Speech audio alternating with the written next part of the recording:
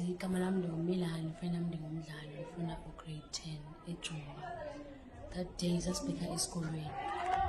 Then ke ngoku safike sasitaka. Isitaka kwethu sazama ukufowunela abazali sicela uncedo. But aluzange de lifike because sisathi sisahleli sifuna silinde uncedo. Ibhasi yavele yatshova ngamanzi.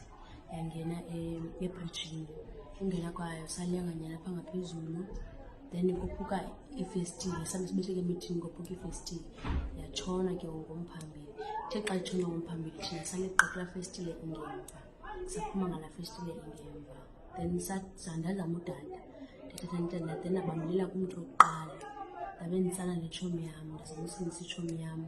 Then ke ngoku ndazama umkhusela apha emanzini because amanzi awesiza apha emveni kwam. Then ndavele ndatshona ke ngofuthi ndobambela komnye umntu usibini. Ndahlala kulaa mthi nje xa ndibambele kuthi gqi isiqobo ndasitsala. Then ndahlala phezu kwesasiqobo. Sabe sisanguncedo ke ngoku osasikhwaza sisanguncedo.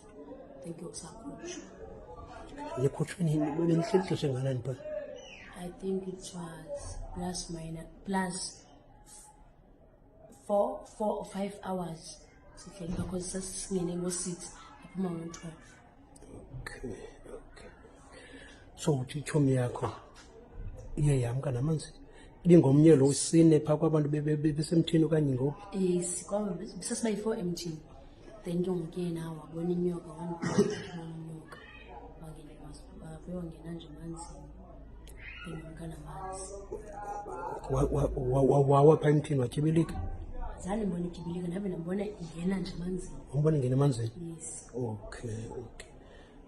Uva kanjani ke ngoku ntombi, womelele kanjani ngoku?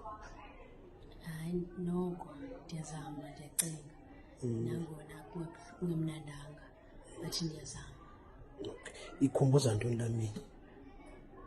Yho. Xa ucinga ngalaa mini? Ndikhathazeka ingxaki. Ndikhathazeka kakhulu ngoba mna ndithi akwaba kwakukho thina sisindileyo ngoba iminintsi imiphefumlo yabanye abantwana eshiyekileyo phaa. Akwabe kutheni? Ndithi akwaba kulaa bhasi kwakukho thina sisindileyo